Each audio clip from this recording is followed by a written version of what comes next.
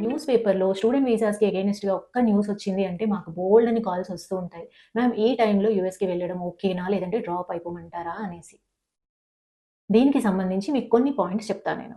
అందులో first and most important thing ఏంటి అంటే, మన ఇండియా మనకెంత ఇంపార్టెంటో, మనము యూఎస్‌కి వెళ్లి చదువు స్టార్ట్ చేసిన తర్వాత ఆ కంట్రీ అండ్ ఆ కంట్రీ లాస్ కూడా మనకు అంతే ఇంపార్టెంట్.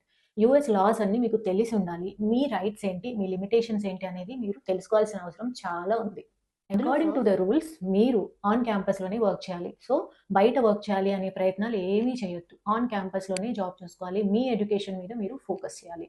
నెక్స్ట్ థింగ్ ఏంటి అంటే, మీ సోషల్ మీడియా పేజెస్ కూడా చాలా రెస్పాన్సిబిలిటీతో మీరు వాటిని మెయింటైన్ చేసుకోవాలి. సో, మీరేం పోస్ట్ చేస్తున్నారు, వేటిని లైక్ చేస్తున్నారు అనేది కూడా చాలా important. And also me side నుంచి పేపర్ వర్క్ ఏదైతే ఉంటదో, ఇండియాలో మీరు యూనివర్సిటీకి అప్లై చేసుకునేటప్పుడు, ఆ పేపర్ వర్క్ అంతా కూడా జెన్యూన్‌గా, ట్రాన్స్‌పరెంట్‌గా ఉండేలా చూసుకోండి. ఇవన్నీ మీరు ఫాలో అయ్యారు అంటే, ఎలాంటి ఇష్యూస్ లేకుండా ఈ ఇయర్ గూడా మీరక్కడ అడ్మిషన్ తీసుకొని వెళ్ళొచ్చు. అండ్ మేము ఫ్రీ కౌన్సెలింగ్ ఇస్తున్నాము మా కన్సల్టెన్సీలో. So, book your free counselling session. Contact us immediately.